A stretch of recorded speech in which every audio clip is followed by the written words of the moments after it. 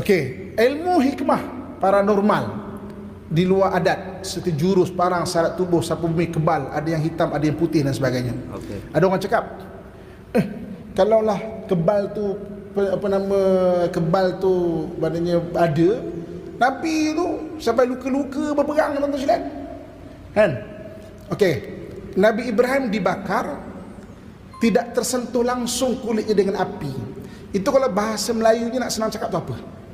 Kita janganlah cakap kebal, Ustaz Nabi Ibrahim kebal. Kita kan cakap macam tu lah, tapi nak senang faham konsep tu lah.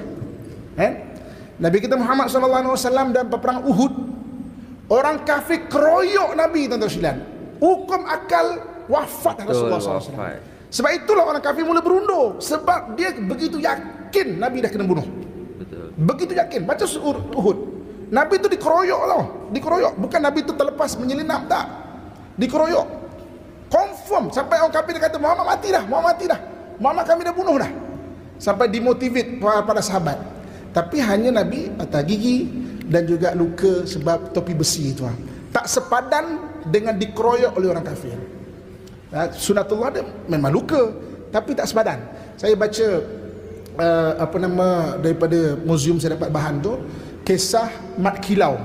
Kan ketika Mat Kilau mengisytiharkan diri di Mat Kilau, jadi orang ambil lah kisah-kisah dia. Antaranya dia pernah satu peperangan dihujani peluru tuan-tuan sekalian. Allah. Kena atau tak kena, luka atau tak luka, tapi tak sepadan. Kan British dah isytihar Mat Kilau berjaya dibunuh. Confirm berjaya dibunuh, dikeroyok dengan peluru tuan-tuan sekalian, tapi tak meninggal. Ikut akal, tak logik.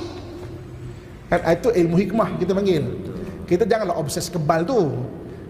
Sebab ilmu-ilmu yang di luar kebiasaan, kalau pada Nabi dipanggil mukjizat, kalau pada orang alim atau wali-wali dipanggil karamah, kalau orang awam dipanggil maunah, kalau pada orang yang engkar jadi juga dipanggil istidraj. Jadi ilmu-ilmu hikmah ni dia dengan amalan, dan dia tak boleh nak dicuba. Betul. Kalau dicuba tu adalah kita mungkin lah tidak ada pendamping lah. Tapi kalau ilmu hikmah perlu dia akan jadi. Betul. Peperangan 1946 orang Melayu kita dengan komunis tuan-tuan sekalian, 1946 parang terbang.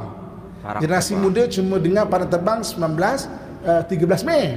Tapi besarnya peperangan 1946 ketika Jepun menyerah kalah, British belum datang, komunis nak ambil alih negara.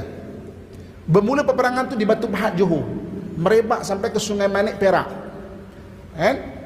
Ketika itu saksi hidup banyak lagi. Orang melihat parang-parang terbang. Dia bukan dongeng tuan-tuan sekalian. Orang melihat parang-parang terbang tu, saksi hidup banyak lagi. Tapi lepas 1946 benda tu tak boleh dicuba. Sebab dia karamah atau pemaunah. Dia ilmu hikmah yang bukan boleh dicuba-cuba. Jadi 13 Mei, orang dapat saksikan balik benda tu. Lepas 13 Mei tak ada. Ada dengar sampai sekarang? Ada? Tak ada. Dan kalau darurat mungkin akan jadi balik.